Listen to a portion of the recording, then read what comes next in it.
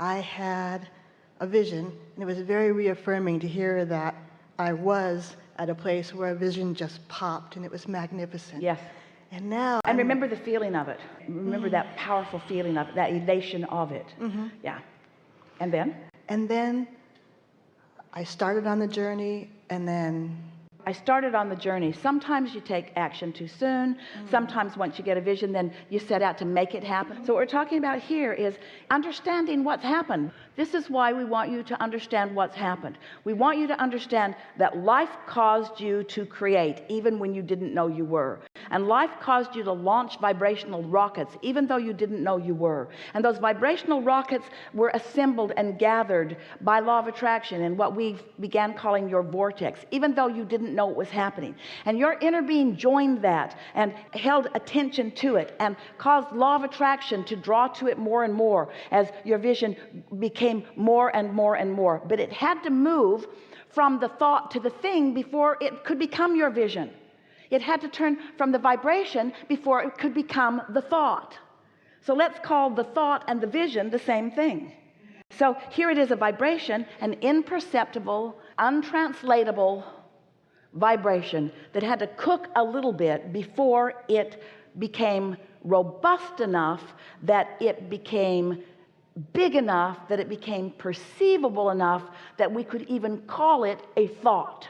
And once it was a thought, a vision, a thought, a vision, a thought, a desire, a thought, a vision, a desire, now it's got so much momentum going, it is going to become a reality for someone, and most likely for you, unless you think in opposition to it.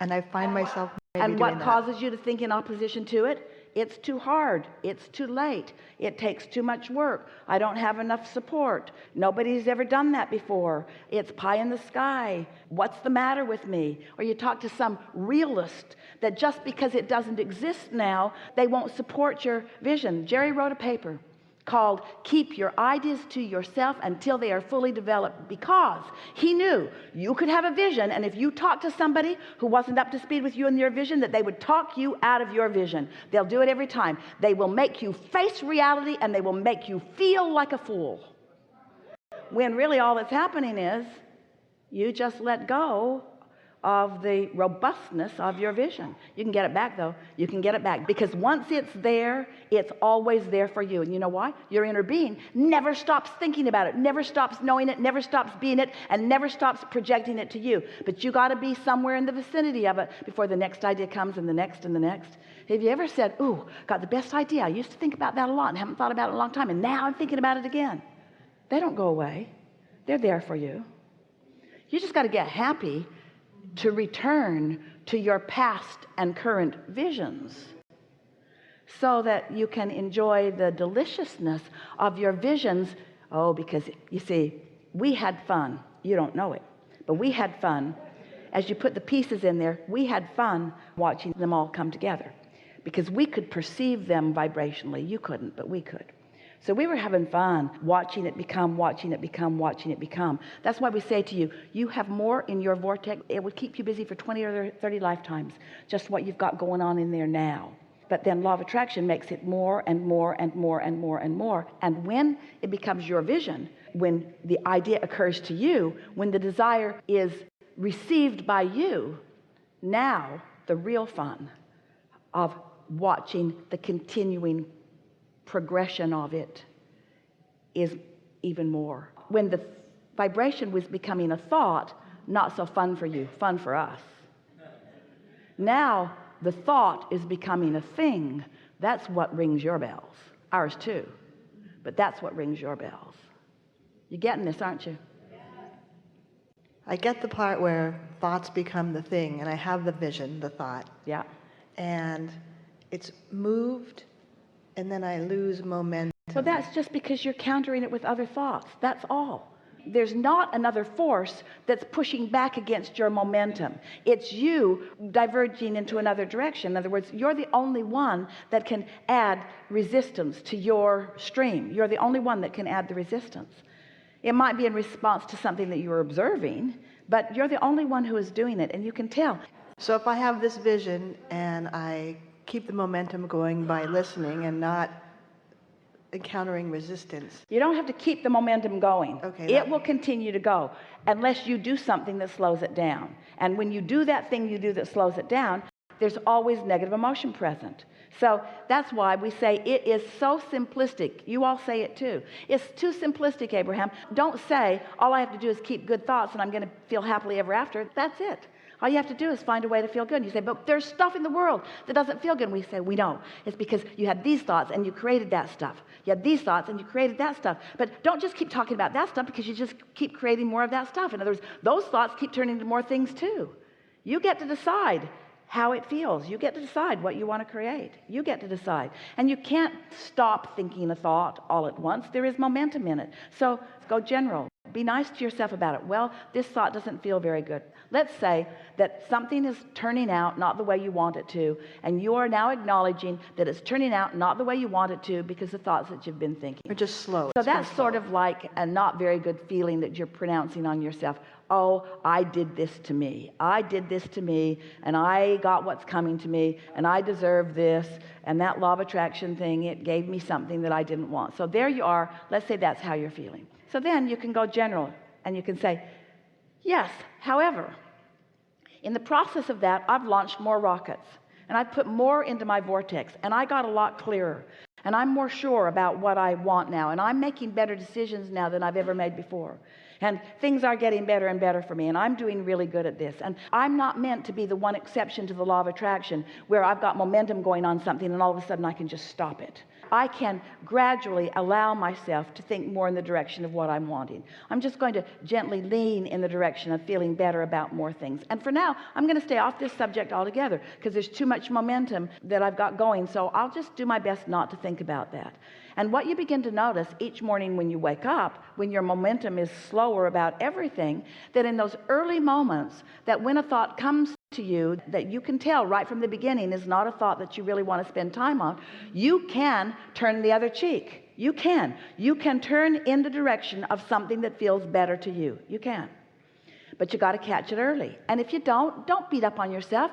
Just watch it play out and once again pronounce to yourself, well, I saw that coming. I felt this way, and it turned to that thought, and it turned to that thought, and it turned to that thought, and it turned to that thing. That's the most logical thing in the world. I sure like how this goes. Not one of you expects to jump off your roof and fall up.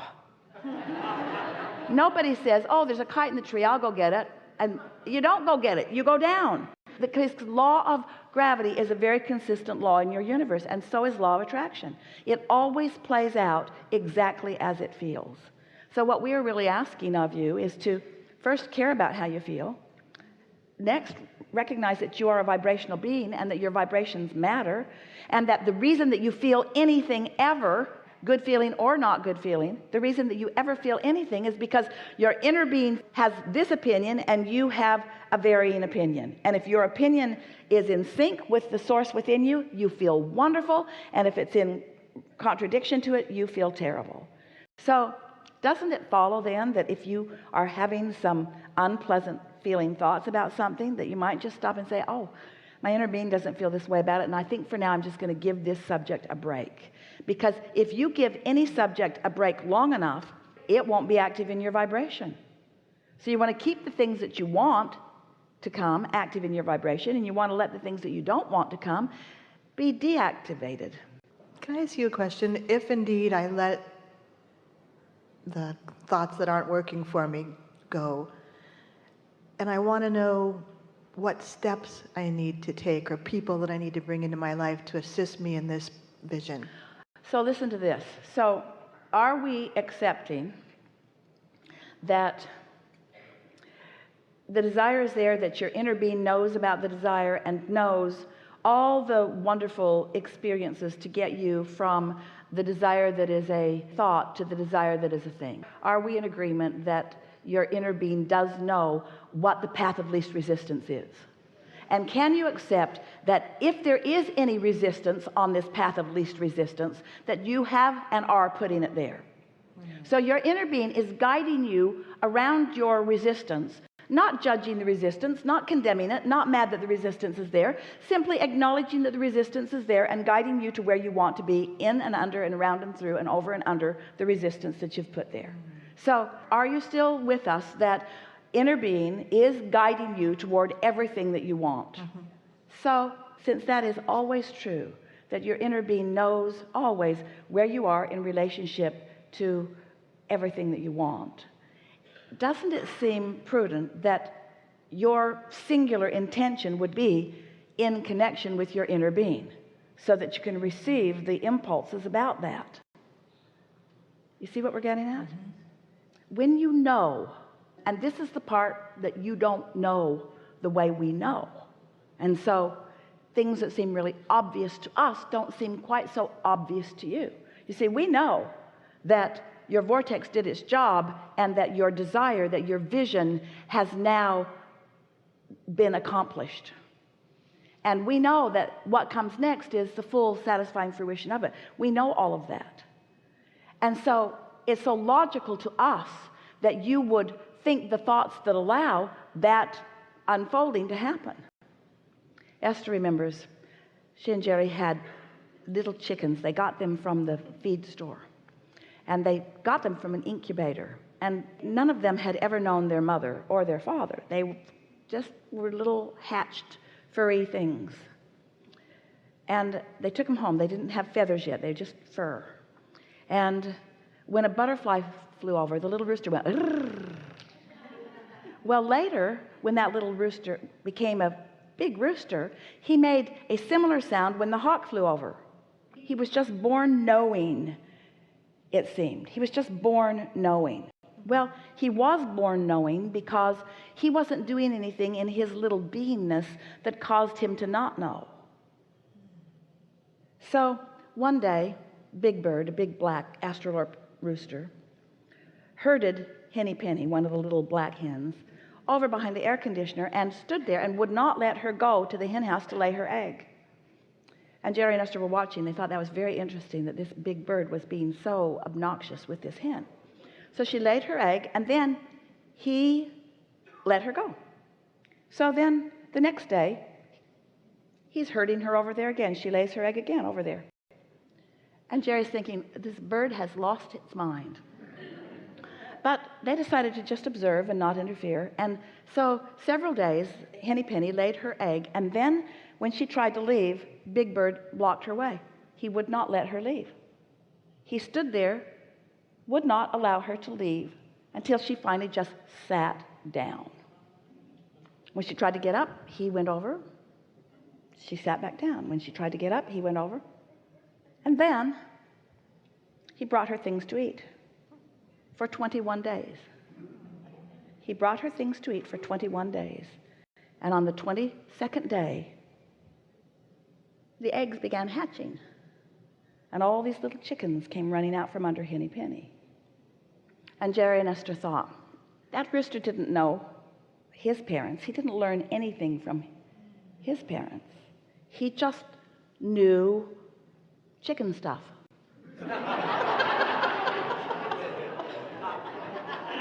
Probably because he is a chicken.